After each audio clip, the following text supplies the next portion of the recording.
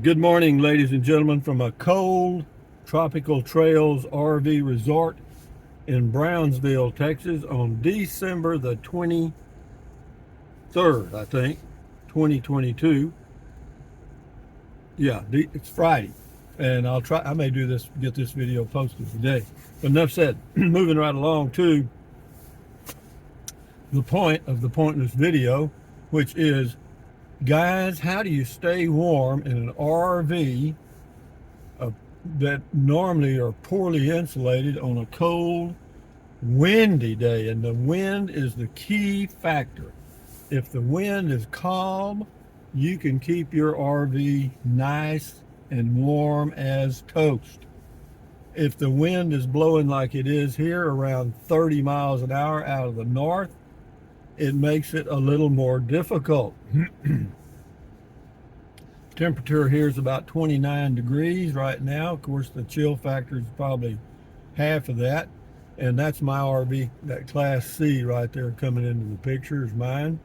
And notice my water hose is right there exposed and not wrapped.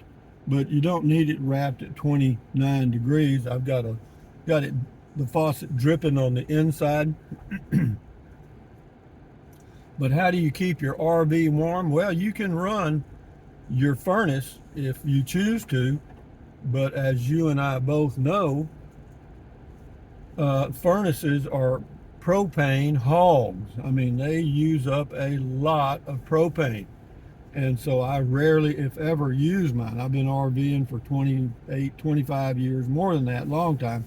And I've rarely used the propane furnace because of the fact that it just uses too damn much propane.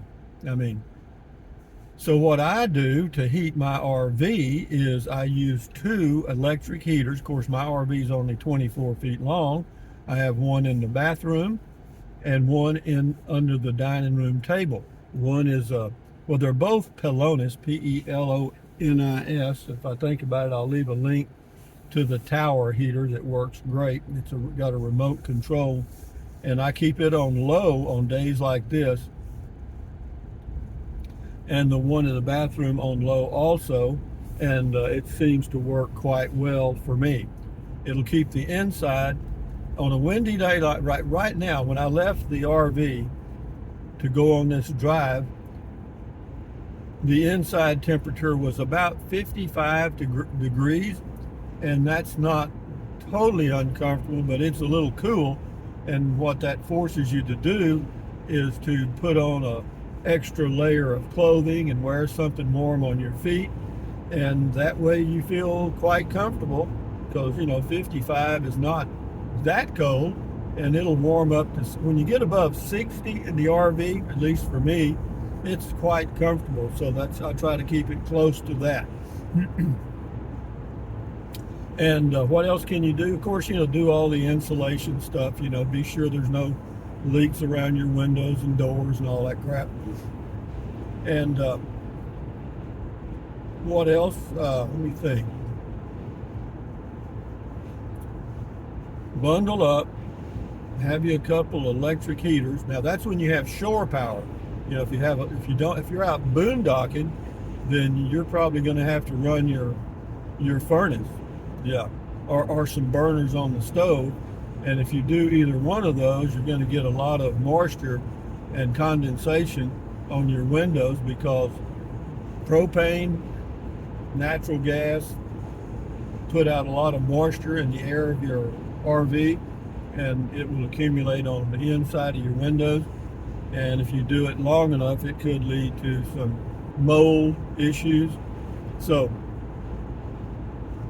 but yeah, that's only if you're boondocking. Now, if you've got some other source of power, then run your electric heaters, because they're much safer, and you don't have to worry about the condensation build up on your windows. So, yeah. And then what else could I think of that might help? People try all kinds of things. They try these little fireplaces, the little portable things that you drop some little pills or tablets in that burn for a long time. You can try that, but you're going to have a good way to get to ventilate your RV to get that smoke or whatever it puts off. But yeah, electric heat works good, but if you're boondocking, living off the grid, then you're going to have to come up with something that's propane or natural gas. They make some diesel heaters, but I don't know. I've never tried those. So, but it's cold, guys. I mean, if the temperature is not that bad. Right now I'm showing 30 degrees on the car, and that's quite okay if the wind was calm. But you factor in 30-mile-an-hour winds, it's damn cold. And so we're just cruising here in the Brownsville area. This is the Rio Grande Valley of Texas, as far south as you can get and still be in Texas, I guarantee you. But it paid off, because I have a place in Brackettville, which is about 200 miles north and west of here. Well, actually, it's probably 300 miles north and west of here, and the temperature is 10 degrees colder. So yeah, just a few miles can make a lot of difference. And so you guys out there RVing, all I can tell you is do the best you can to keep your powder dry and warm. And an extra layer of clothing can save you a lot of money on heating fuel and energy and stuff. So don't overlook putting on some extra socks and pants and shirts and stuff. And as far as the bed covering and stuff, you get those, well, you can get insulated stuff for the bed. You can get a sleeping bag, that works. But yeah, but it's important to stay warm on these cold days, because if you stay cold or uncomfortably cold for a number of days, it can lead to some illnesses that you probably don't want to deal with. So enjoy your life on the road, be independent, be free, and stay warm in the winter and cool in the summer. It's not that hard to do. You just kind of have to watch the climate you're going into, and look at those long-term forecasts, even though they're not all that accurate. Over 3 days, the weather forecast is not all that accurate. Over 10 days, it's 50-50 and pick 'em. But it's a good guide. So use your good judgment. Enjoy your RVing. Stay warm, and yeah, I think you'll enjoy it. The simple thing. It feels good to bundle up, put on gloves and stuff. It does.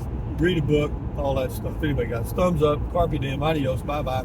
Buy anything you want. Use the Amazon link if you choose to in the description of my video. And what else? Drink plenty of water, stretch, walk, stand guard at the door of your mind. Very important. Don't let a lot of negative crap into your mind. And enjoy your life, guys. Adios, amigos. Bye-bye.